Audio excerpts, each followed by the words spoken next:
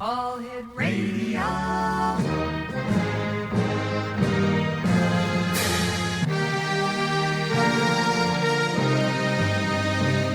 Welcome to the X Zone, a place where fact is fiction and fiction is reality. Now, here's your host, Rob McConnell.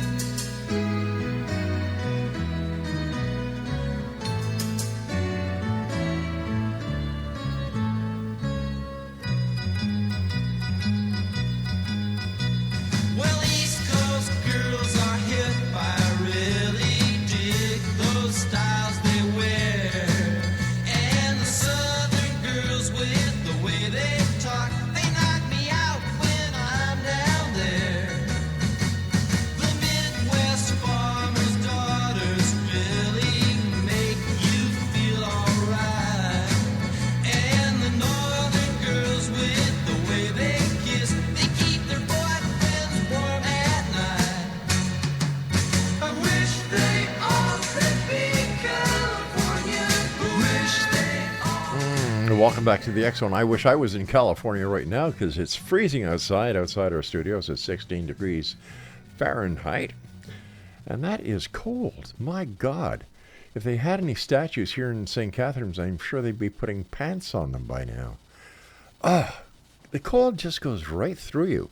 And of course, we've got a golden noodle, right?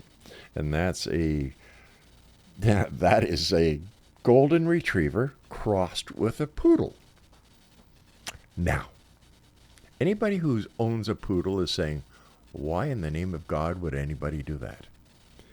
And anybody who owns a golden retriever is saying, ha, ha, ha, ha, boy. And I must tell you that our little Sophie, she's 8 months old now, or 10 months old, I'm sorry. And she's a real sweetheart, except when she wants to go out at 3 o'clock in the morning. When it's really cold. I mean, it is so cold that you talk and the words freeze coming out of your mouth. That's how cold it is. So I just decided to play California Girls. And another reason is that my guest this hour, a good friend of mine, Larry Lawson, was born in California, and we were talking about California before we went to air, and I decided, let's play California music this hour here on the X Zone. And welcome back, everyone. This is hour number 2. I'm Rob McConnell, and you're listening to us on the X Zone Broadcast Network, and of course on your hometown radio, Classic 1220 CFAJ AM in St. Catharines, and they're streaming us around the world on classic1220.ca. Larry Lawson is my special guest. He's a good friend, a personal friend. I've had the pleasure of meeting Larry several times, and I must tell you that his knowledge as a historian, his knowledge as a police officer, he is a retired police officer. He also taught at the police academy. And he adds the two when it comes to investigating the paranormal. Now, he gives paranormal tours in Fellsmere, a beautiful little town in Florida. And I must tell you that Larry does something that not very many other ghost hunting investigation teams do, and that's he takes it very seriously. He also, he basically does a forensic investigation when he's doing his paranormal investigations, and that's what this industry needs. It is an industry these days, the paranormal. This is what it needs. It needs more seriousness, and Larry has been a proponent of, number 1, teaching, number 2, sharing the information. Because everybody's waiting for that big find where they'll get that $1 million TV contract, which never happens, by the way.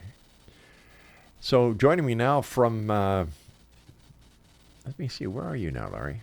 Vero Beach. Vero Beach is my good friend Larry Lawson. Hey, Larry, welcome back. Always nice having you with us.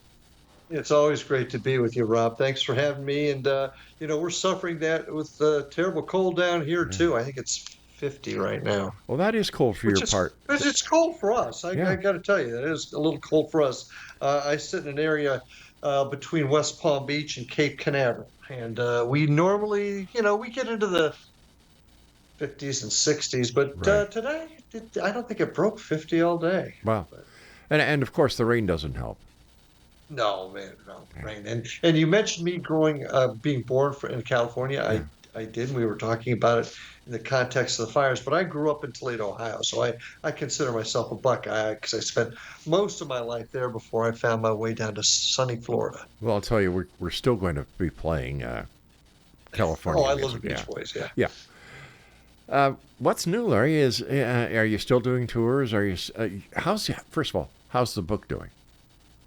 The book's doing well. I published Haunted Indian River County. It came out in March. Hmm. The Arcadia Publishing, the History Press, put it out. Currently, and it's the county that I'm in now, where Vero Beach is. I'm currently working on Haunted in St. Lucie County, which is the county just south of us, Hmm. and then also in the books or in the queue, shall we say, is Haunted. I'm calling it Cops and Robbers and Ghosts, Oh, I like and it's that. a yeah, it's actually going to be not just your typical cops, and there's a lot of us that have had experiences, Hmm. but it's going to be talking about haunted police stations, haunted jails, haunted prisons, and haunted crime scenes. So I'm working on that one also. Haunted crime scenes. Oh, Yeah. please tell me at least one story. Uh, well, there's one in particular, and it's called the Devil's Tree in Port St. Lucie, Florida, which is just about 30 miles south of me. Hmm. And it was a place where there was a guy named Gerard Schaefer. Now, Gerard Schaefer was interesting because Rob, he was one of us. He was a Really? cop. He was a Wilton Manors, Florida cop, which is down in Dade County, and then he moved up to Martin County, Florida, which is in the southern end of my area, which we call the Treasure Coast. And he was a serial killer. Gerard Schaefer was, Oh and my God. he would. This is in the 70s, and he would pick up young ladies that were hitchhiking, and under the guise of taking them either to the station or taking them home, and he would take them instead to his torture dens Oh Lord. and do horrible things. Well, anyway, this Devil's Tree was one spot where he did take his victims, and there's been talk for years about the things that have gone on there, and so that's one of the more interesting spots. And of course, you want to talk about jails and police stations. I could take the whole show talking about stories that have come from cops, and because what's interesting is when you and I came on the job, you didn't talk about this stuff. No. If you had something happen, you just talked to your zone partner about it, Yep. and you never said a word because your watch commander would send you for a A fit psych for duty psych evaluation. Yeah. eval. Yeah. Now, now it's commonly talked about, and it's become much more accepted. In Yeah. fact, one of my favorite topics is Honolulu PD. They did an entire YouTube series on paranormal events that their officers encountered in the county of Honolulu, Hawaii. Wow. Very interesting. Yeah. So it's changed. I guess is my point there. How are the investigations going with your Florida Paranormal Investigator group? Florida Bureau of Paranormal Investigation. That's the investigative arm of my Indian River Hauntings. Is the group that I kind of is the method I use or the arm that I use to share it with the public. But FBPI, Florida Bureau of Paranormal Investigation, is my investigation team, and we've had some really interesting things happen. We were in an investigation last weekend up in St. Cloud, Florida, which is just south of Orlando, and it was very very interesting. Um, and we've got one coming up this weekend, and we've actually got I think three or four coming up in the next 3 weeks. So we've been pretty busy. Um, I know that you're a proponent for the courses as well as the sharing of information. Have you had any luck with getting that idea that share the information instead of just holding it back? Yeah, and there's some really good groups out there that do it. There's our friend Elliot up in Nova Yeah, Scotia L.A. that's a Van Dusen. proponent of Yeah, that. yeah. And then Elliot Van Dusen, Hmm. just a class act Oh, he and is. a superior investigator. There's a group out in Virginia. There's groups that like it and do it. Hmm. There's groups that talk about it, but there's a lot that and most of them are mom and pop operations that are doing it maybe for the fun of it, aren't so interested. But I am a huge proponent, as you said, of both training and Yeah. structure. Conducting a paranormal investigation, kind of like we would conduct a criminal investigation, is, in my opinion, the way to go. That way, we've got a standardization of procedure. And here's what I get: I get a lot of people saying, "Well, I just don't agree with how you do it, and I want to do it my way." Well, the way I describe it is I have a homicide here in Vero Beach, Florida, and I have a homicide in St. Catharines. Obviously, there's some differences in the laws. Therefore, there's going to be some differences in procedures. Yeah. But essentially, how you guys would investigate a homicide there is the way we would here. There are just certain standards that you follow. Yes, maybe you do something a little different as far as the chain of events. But essentially, the investigation procedures are the same because that's what we've done in law enforcement. We've refined it that we all know what we need to do to collect the appropriate evidence to prove the crime. And we share the information with each other. And we share the information with each other. Absolutely. We haven't gotten there yet. There's people out there that see the light and understand the importance of it. Um, but because there is no standardization in the field, there's no guidelines to follow. There's not a set of rules that everybody's agreed to. You just basically got a lot of folks going out there doing it their way. And there's some great groups out there, don't misunderstand me, that are doing some terrific things. Sure. But what we need to do is get all of that together, get the best practices together, and set out a standard. That way, if we get evidence in Tacoma, Washington, Hmm. that is similar to the evidence down here in Vero Beach, Florida, well, now we've got something. We've got something to corroborate what we found. Does that make sense? Sure does. It does. It So does to me. Because many times during an investigation, we would use our system CRPQ and work with CPIC to get information off NCIC, and sure. the information was there, and that's how law enforcement catches the bad guys, by sharing information and working with other teams. Because what was the old saying? There is no I in team. Yeah, That's yeah, yeah. that's well, I believe it was a serial killer they caught in, I want to say New York, long, the beach murders. A guy had killed a number of prostitutes. I want to say, Hey, Larry, I hate to do this. Let's talk about this when we come back from this commercial break, because it sounds you so got it. interesting. Larry Lawson is my very special guest this hour, XO Nation. A good man, a good friend, a good cop. And Larry, thank you for your service over the years, my friend. Thank you. We'll be back on the other side. This is the X Zone. I am Rob McConnell, and you're listening to us on xzbn.net, on the X Zone Broadcast Network, and on your hometown radio, Classic 1220 CFAJ AM in St. Catharines, Ontario, Canada, streaming on classic1220.ca.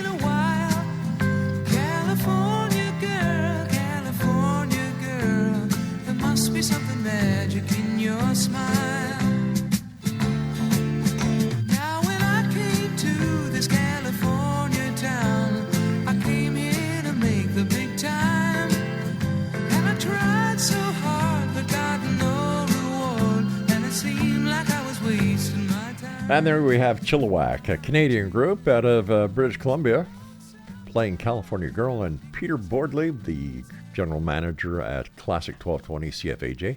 There we go, buddy. My Cancun for this hour. My guest this hour is the one and only Larry Lawson, and he is an author. He is a paranormal investigator. He is a retired police officer. And you know what, Larry, you've done so much, and you're a credit not only to law enforcement for the service that you've given over the years, but you're also doing so much within the paranormal community to make it standardized so that people will take it seriously. So my hat is off to you, good friend. Thank you. Thank you very much. Appreciate it. Okay, we were talking about, what were we talking about? Help me out here, Larry. You were talking about...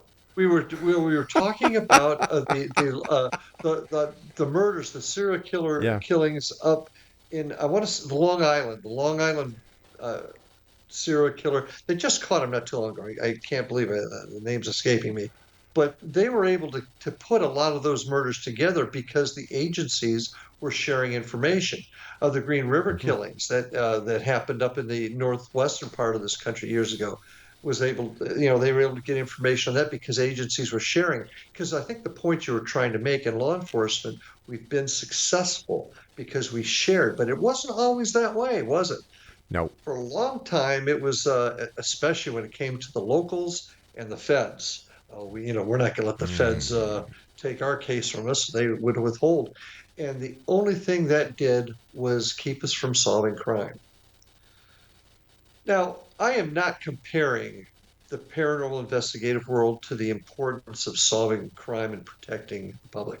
I'm not comparing them at all. But if you look at the concept of how we conduct criminal investigations, the standard procedures that we use, and the sharing of information, we would go so much further in the field of paranormal research if we did the same thing we did in law enforcement and shared that information, had a set of standards and procedures, something that would allow us to all work within the same realm. Now, granted, there's a lot of questions that we need answered in the field. There's so much we don't know about what this paranormal phenomenon is. But once again, if we all get together and put our heads together and we start discussing things, and we check the egos at the door, and as you said, the desire to get that huge contract to be on TV, we might get a little bit farther than we've gotten over the last 15 years. Has there been any advance in the equipment that paranormal investigators have access to? We've talked about this quite a bit, you and I, and as well as other folks in the field. I have anyway, and the answer is really not no. Some of the equipment's got some newer lights on it, maybe some new noises it makes, but really there's not a big change, and that's got to be the next step from the scientific angle. Now, there's been improvements, such as we've gone from the simple Frank box or spirit box to using certain things like a portal that I think is going to be a help. I don't want to get off on a tangent, but I'm a big believer in frequency and vibration being possible answers here. Right. And therein lies the radio frequencies. And I think we've improved the equipment there. But something that has actually set us into the next level of investigation, not yet. We've gotten close. There's the SLS camera, which I think has its pluses and minuses. There's certainly the portals that have their pluses and minuses, but nothing that's really set us apart from where we were 15 years ago, in my opinion. Where do you think AI is going to come in to help paranormal investigators? I got to be honest with you. I am not able to answer that one yet. Okay. I can only assume that AI and the ability to compute things quicker, look for answers quicker, analyze things quicker, has got to help. Right. I am not smart enough, if you will, to know how to do that yet. But I would implore that those of you out there that have that technical capability, Let's start looking at it. Let's start getting it Hmm. on the table and seeing how we can use it to maybe come up with some answers. Now, uh, I'm gonna put this out here for you. Sure.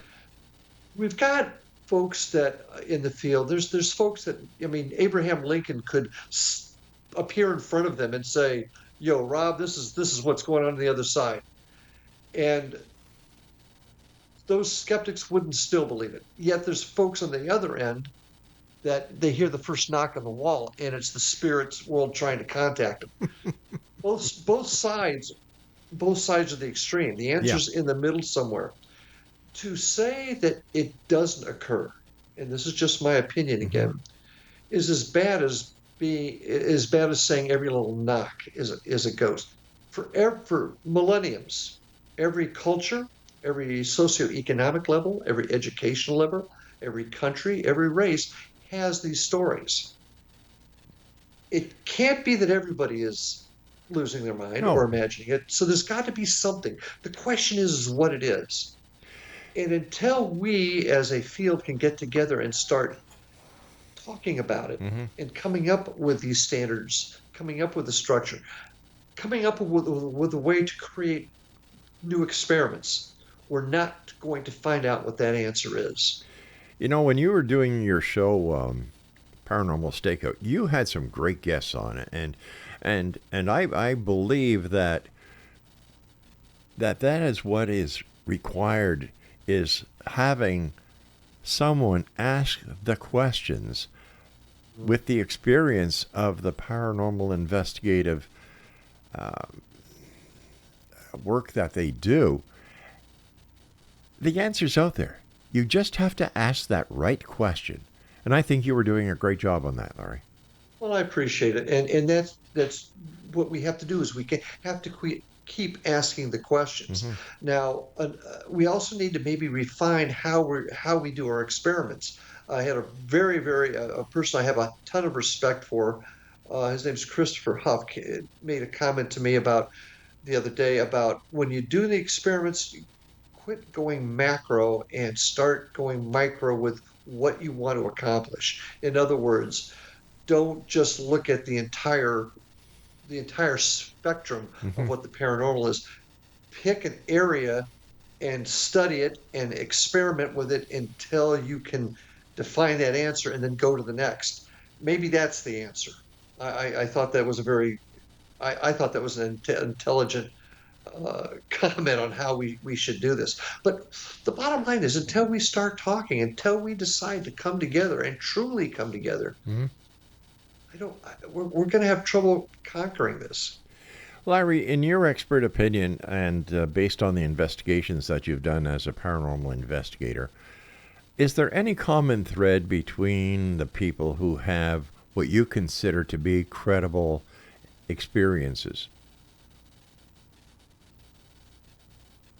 I think it's how. Okay, I think it's how they present Hmm. themselves. They're willing to listen to other possibilities of why they experienced what they did. Hmm. Um, they're willing to look at other angles of what could explain what happened to them, yet it happened. Certainly their background. If you've got somebody that has a history of heavy narcotics usage, Uh-huh. or perhaps mental health issues, are not you know are not going to hold the same level as a scientist. Right, definitely. Okay, so and I'm not sure I'm really answering the question you've asked, but certainly how they present themselves is important to me as a cop. You learn to Hmm. interrogate and interview folks, and you can tell a lot by how they look at you, what their mannerisms are, how they conduct themselves while you're talking to them. And I certainly use those skills when I'm talking to folks that have information for me. Right. In your opinion, Larry, what has been the most concrete piece of evidence that you yourself have either seen or experienced that makes you believe 100% that there is more to this world than we will ever know unless we start investigating and asking those right questions. And that's, you put that very, very well, because we don't know what the phenomenon is. Anybody that tells you they know exactly what a ghost is either lying to you, themselves, or a little bit of both, because we don't know the answer. So the way you phrased that was excellent. But as far as concrete, I mean, I've got several things. I mean, my first experience was I got my start in law enforcement in the Dade County Jail in Miami. I was just a kid. I was 20 years old, and clearly saw a tall, lanky person in uniform on the catwalk, going around the outsides of the cells. Thought it was our lieutenant. Told the guys in the control booth, the LTs on the catwalk, better get out there. And the bottom line is there was nobody there. And I know what I saw. So that's probably my earliest example. Right. I mean, we've gotten some terrific EVPs on our website. One is a little boy that answered us. And you know me, but the listeners don't know me. So, I guess you can say, yeah, sure. But I know what happened here. We had a group in the old school in Fellsmere and asked a question on a recorder. Is this the room you like to be in, Billy? Or something to that, Right. to that extent. And you get a little boy's voice coming back saying, yes, sir. Just like that. Unreal. Now, there was no kid in that building. Mm-hmm. I am telling you, you know me, Rob. Yeah. So that was, but if I may, probably the most compelling thing that's happened in recent times. Okay, we're going to have a little bit of a cliffhanger here because I'm running into my break, my friend.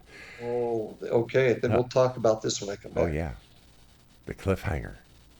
Da-da-da-da. Da-da-da-da. All right, I'm Rob McConnell. This is the X-Zone, not the da-da-da-da show. We're coming to you on the Talkstar, Talkstar, still with Talkstar. But we've enveloped everything under the umbrella of the X-Zone Broadcast Network and our good friends at Classic 1220 CFAJ FM AM. AM. Here in St. Catharines, Ontario, who stream us around the world on classic1220.ca. Larry and I will return on the other side of this break, so whatever you do, do not go away.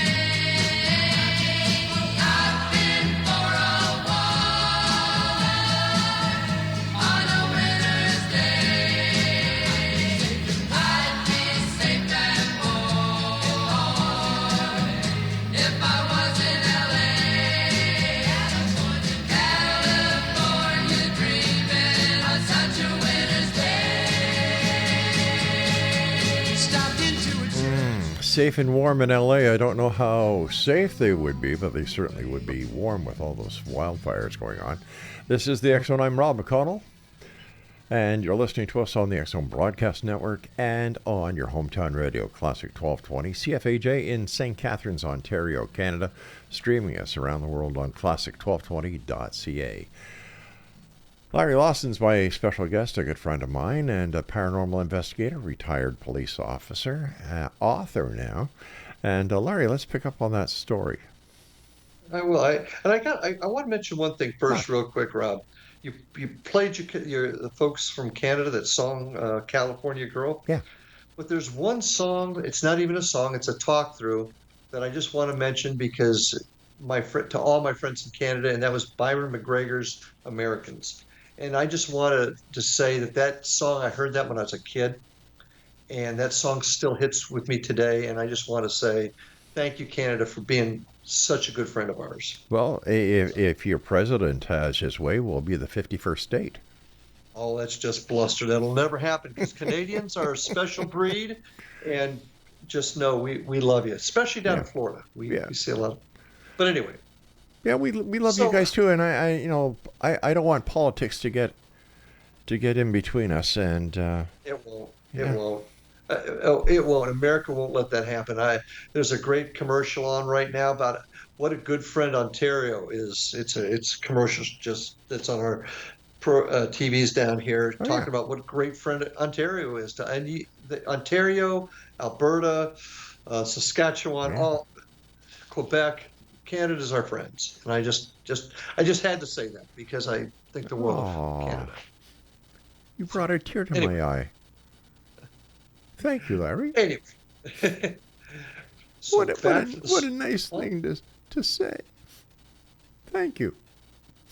it is sincerely meant. I It know is it is. I sincerely know meant. it is, and I shouldn't make light of it. So let's get back to the crux here. This story is recent, and it really puts a exclamation point behind why I do this. Okay. We conducted an investigation at a place, I will not say where, Mm-hmm. um, but it was in the town of Sebastian, which is between in the area here. A great place. And yeah, it is a wonderful Yeah. place. Captain Hirons is there. That's You right. stayed there. That's right. Um, at any rate, my daughter was a police officer for the city, Mm-hmm. and she answered a call late one night. It was a burglar alarm, and met the key holder there, the owners.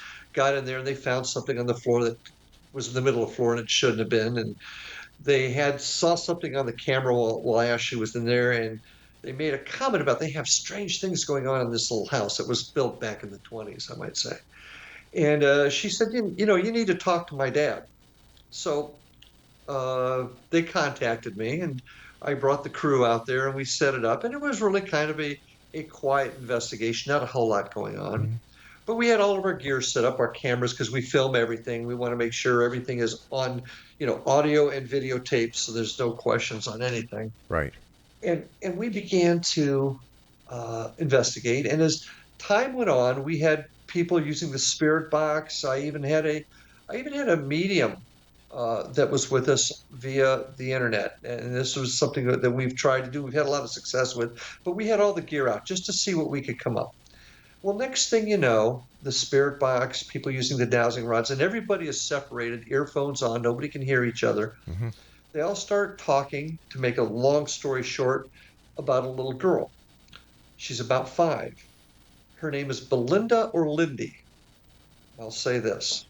Um, and she had passed in an accident, and an Uncle Oscar had had done it, and he didn't mean to. And the little girl had lots of uncles, if you can kind of get where I'm going with Yeah, that. I sure do. And as she began to talk, I kind of switched, not her talking, but I was getting this information from 4 or 5 different sources of equipment in the room. And I don't know if you remember this now, but my primary specialty was crimes against children. Yeah. And this kid started, the information we was getting put my antennas up. So I started asking questions, and talks about, Uncle Oscar didn't mean to, he didn't mean to hurt me, da da da da da da. And I start questioning as if I was talking to a child victim, perhaps. And we're getting this information, and next thing you know, I got to try and narrow down the times, or when did this happen?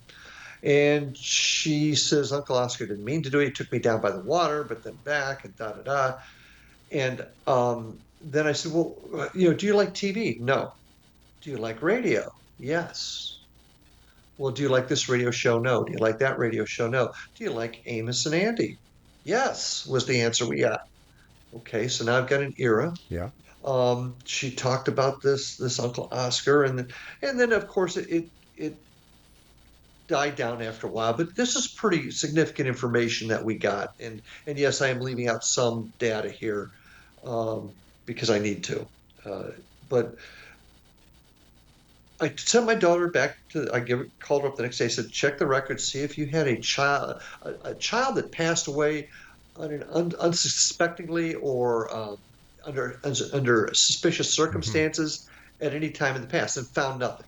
Okay, but she happened to go talk to the uh, superintendent of the local cemetery, and after she talked to him, he calls me back like the next day and says, "Look, just need to let you know, I had a family that came down here a week ago. This is before he talked to my daughter, Mm-hmm. and we got talking about kids being buried here. And these people, they were there visiting a certain gravesite, so they had the family had a shirt tail or a loose relative that was also in the area at the time, and she died in 1939. She was 5 years old. Oh, Her name was Belinda, and she died tragically. We don't know how. And the superintendent at the cemetery took me to this kid's grave. Now, I've kind of told this story very quickly. There's a lot more detail to it, but we basically got all this information, and we had no idea of anything like this. Yet now I've got a gravesite. Can't find any records what happened to her. The gravesite is small. It's about maybe 4 feet long. It's lined in wood. The gravestone was hand carved, and now you can't even get a good rubbing off of it. But this the cemetery said, the cemetery superintendent said, this is the girl they're talking about. They took me right to her grave. wow. So my question is, how did we know this? How did we get this information? Luck? Coincidence? I don't know. I'm still trying to find the family because he didn't get their name, because Mm-hmm. at the time of their discussion it was kind of innocuous. We didn't really pay much attention to it. But we're still trying to find who these people are and get more information. But my point being is this an unsolved homicide? Oh, and here's another interesting fact. We found out that there were less than a mile from the house, and he died in 1970 or 2017 or something like that at age 100, was a guy named Oscar. Oh my gosh. I mean, we found that through our research. Research is a huge part of this, obviously. So my point is, this is the type of thing that keeps my energy going. Now, Understandable. I'm hoping we can solve this. I'm hoping we can get some answers. I don't know, but this is what it's about. This is a cold case. Could be. Yeah. It could. Is it coincidence? You can't No. 100% say that it's not, but dang. I don't know. I'd say 99.9% it's not coincidence, Larry. Well, there's no way we could have gotten the information we did that was Mm-hmm. so similar to what this five. I mean, Amos and Andy, 30s and 40s Yeah. on the radio, right? And she died in 1939 under tragic circumstances, but they didn't know quite how. Interesting stuff. Is it possible, Larry, that the spirit of this little girl, God bless her, waited for somebody like you to give this information to, because she knew that you'd do something about it? Well, if we're going to do this work and we're going to look into this, then you have to recognize that that's a possibility. Yeah. I mean, I got a whole group of like 10 of my guys that were there, 10 of my team members that were there that heard it and experienced the whole thing. We're all not nuts. We all didn't imagine it. We Yeah. all heard it. We experienced it. So yes, is that a possibility? Sure it is. Um, there's a lot of other possibilities out there as how this could have happened, or why we got this information. But that's part of the mystery, isn't it? It certainly is, and you and I have talked about this case off air, and Right. the Right. information that you received is phenomenal. It truly is. In my opinion, it is one of the best cases, if not the best case, that I have ever heard about that can actually be proved with evidence. The evidence is Yes. the little girl's graveyard. Yeah. Yeah. Little girl. I mean, I was absolutely floored when he took me out there. He said, there's a gravesite. So, but that's probably at this moment the most significant thing that we've gotten that we're working on. Well, I don't know what to say except, fascinating, truly fascinating, Larry.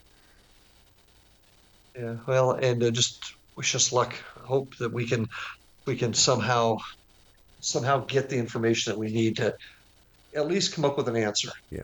See, I don't need to wish you luck because I know you, and you're going to persevere until you find the answers. And that's because you're an ex-cop. And you care. You're a dad. You can relate. Yeah, that's so But, true. Larry, what website can our listeners get more information about the work you do and your team? You, yeah, you can find it. You can get onto both Indian River Hauntings as well as the Florida Bureau of Paranormal Investigation at IndianRiverHauntings.com. It'll take you to both websites. You can also find us on Facebook, Indian River Hauntings, or Florida Bureau of Paranormal Investigation. And if you're interested, excuse me, in seeing what we do, we've got some things up on our YouTube channel, which is found at Indian River Hauntings 2341. If you want to see some of the stuff that we put out there, we don't do professional videos. We just put some of our stuff out there so people can see what we do, but also learn a bit about history, because that's one of my other goals, is to make people aware of their history.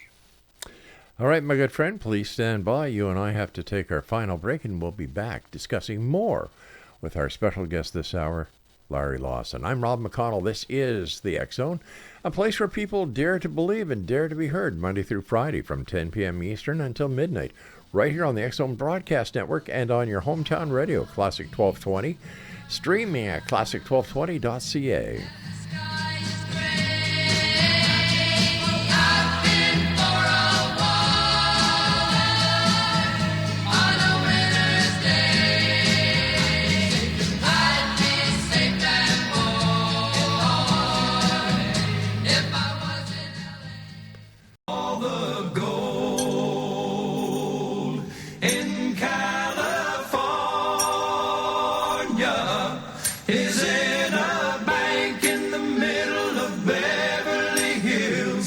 Somebody else's name. So if you're dreaming about California,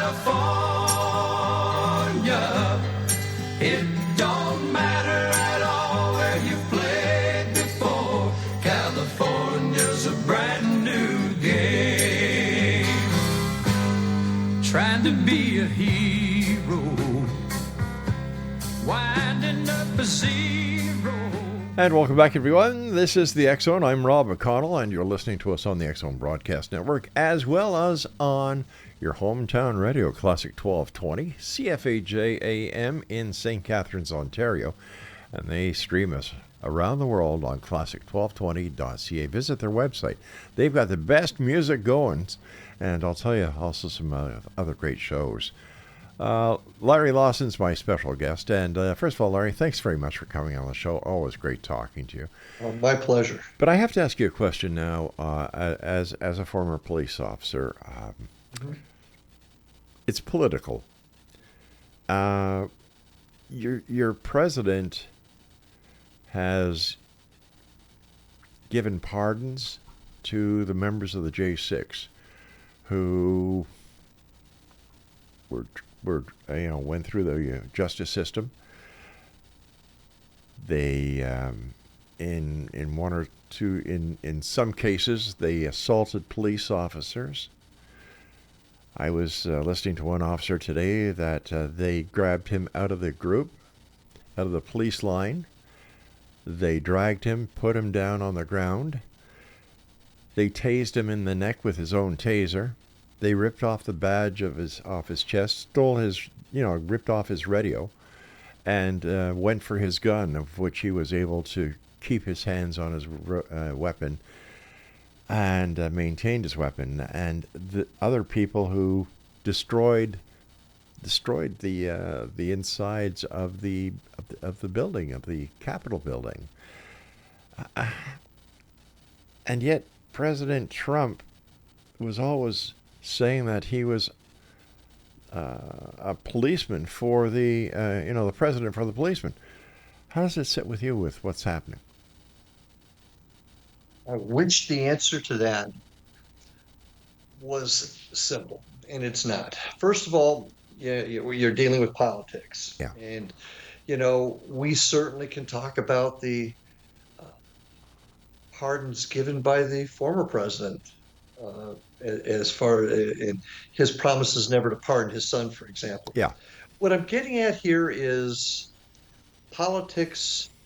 I do believe at times becomes an issue of expediency. What do I need to do Right. at that particular moment? So we'll put that out of the way. I am conservative. I do not mind saying this publicly. Um, I did not like where our country was heading in many ways. But your question is very specific. It's about the J6. Yeah. Now, I do agree in our country, we do have the right to protest. We absolutely do. And Mm-hmm. I don't think people that were just in Washington, I don't agree with them, but Yeah. that's part of who we are. Sure. I don't have to agree with what they do. Don't break the law. And there is the argument that it's the people's house and the people went in there. Well, no, I'm not. I'm not going to cotton to that. Yeah. Um, they attacked. They went into the building. They attacked others. Now, as much as I am not a fan of where our country was heading politically, Mm-hmm. if I was a Capitol Police officer and I was in that building, I may not have liked what my bosses were doing, but my sworn duty was to protect. It's just like if I was Secret Service, even if I didn't agree with the president, whoever he was, I would still step in front of him to take a bullet. Yeah. That's my duty. That's my duty. Um, so now we have officers that were involved that were injured during the J6 riots. Mm-hmm. Yeah, I'm not happy about it at all. I'm not. Yeah. Now, okay, I grant you the whole people just getting prosecuted for the craziest things sometimes. And yes, maybe if somebody was outside, they saw people going in, and wow, let's go in to see what's going on. And they walked into the Capitol building and looked around and walked out. Okay, I can deal with a pardon for that. I cannot deal with it I do not like it when there is violence that was Mm-hmm. perpetrated not only against other police officers but against other people and the damaging of property. That's my opinion. Um, so no, I'm not happy about that. I don't think of it. I mean, the cop was hurt. The cop was hurt doing his duty. Mm-hmm. Yes. So that's where I stand on it. Was it a demonstration or an insurrection? Wow, you're asking me a question that it's real easy to answer it by what you see on the news. I would to answer that intelligently and appropriately. I would Yeah. have to see what the investigative reports and what they have Sure. found. I don't think it was an insurrection. I think it was a riot that got out of hand. I think it was a group of people that got their dander up Yeah. and couldn't control themselves. Nobody was nobody was going to take over the country. It was people can act stupid, and that's what happened was wrong. I want this publicly. Nobody has the right to do what they did by storming the Capitol. In my opinion, this is just my opinion, Yes. and do what they did. Absolutely not. And they need to be prosecuted to the fullest extent of the law. Do I think it was an insurrection? Let's get real. No, it was a bunch of people that let their emotions take them away. In my opinion, doesn't make it any Right. less wrong. Don't misunderstand. Right. Doesn't make it any less wrong. But the United States will stand. The United States will survive it, and we did. But what does this what does this tell other people about the system? 1,500 pardons. People who went through the judicial system, who were tried, they were found guilty, and they were serving their sentence. And with the stroke of a pen, 1,500 people get off the hook. Well, it depends. It depends Yeah. on what it was. Now, Mhm. if they'd gone through, and I don't know that they did, if they'd gone through each case, and they would have said, well, this person merely walked into the building and Right. he's been in jail for a year for it. Okay, Okay, I agree with you. that's fine. Did he hit a cop? Did they hurt somebody? Did they steal something? I think every case should have been taken individually. It wasn't done for a reason, which is I'm not privy to the reason. But Joe Biden's son was convicted, and he got a pardon too. So I mean, my point, I think the whole system has a flaw to it. I mean, and how do you also give preemptive pardons? I've never heard of that Okay. before. I mean, so okay, so you cannot charge him for anything he might have done for 10 years. What? So my point is the whole thing was flawed. Everything is flawed in that respect, in my opinion. All right. I find it rather distasteful Oh yeah, that absolutely. President Trump is inviting the people who orchestrated the events of January 6, 2020 to the White House. I I don't know.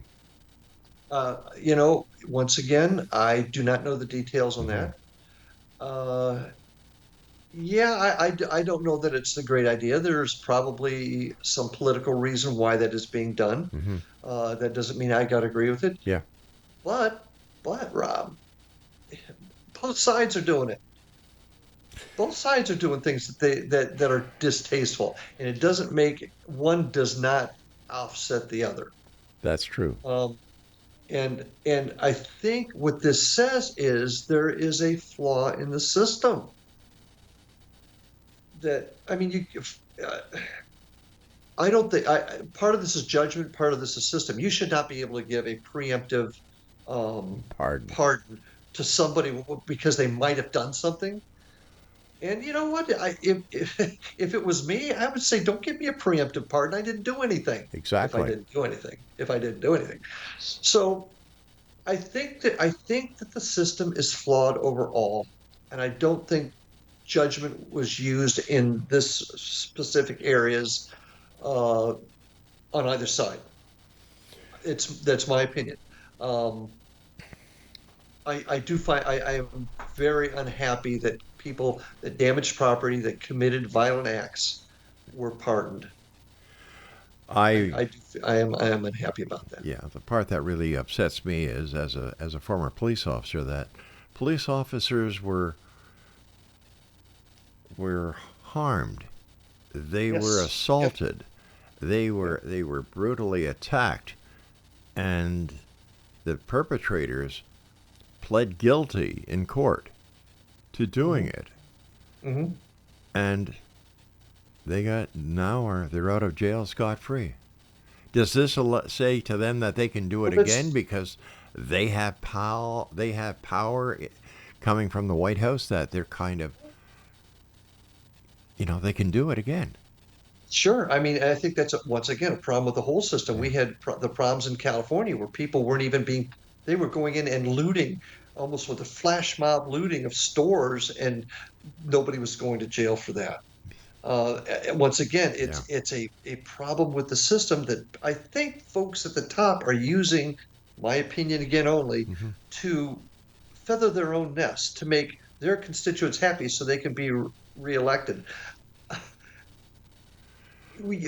Politicians have to return to the belief, I should say, that they serve the people, and it is their duty, their sworn duty, to do best for the people, not to get themselves reelected. Those cops that were injured, I don't know who they are. I don't know what their political affiliation was. It doesn't matter. They were sworn to do a duty. They were sworn to Hmm. protect. They did their job. And so And did people you that for so many years, my friend. And once again, I thank you for your service. Larry, as always, whenever you and I get to yapping, time goes by very yeah, fast. Larry, thank you so much for joining us tonight. Once again, quickly give you the websites that our listeners can go to find out more about you and the great work you do. Sure. IndianRiverHauntings.com is the website. You can get to both my team's websites from there. You can get us on Facebook also for your paranormal investigation and Indian River Hauntings, and check us out on YouTube at the @ Indian River Hauntings 2341. Larry Lawson, take care of yourself, Larry. Please give my best to your family and, of course, to your team. And I look forward to the next time you join us here on the X Zone, as well as the next time your new book comes out. Keep us abreast of what's going on, pal. Thank you, sir. Take care, Larry. See you soon. Be safe, Bye-bye. my friend. XO Nation, I'll be back tomorrow night at 10 o'clock as once again we cross the time-space continuum to this place that I call the X Zone. It's a place where people dare to believe and dare to be heard. It's a place where fact is fiction and fiction is reality. So until tomorrow night at 10 o'clock, I'd like you all to keep your eyes to the sky and your heart to the light. Good night, everyone.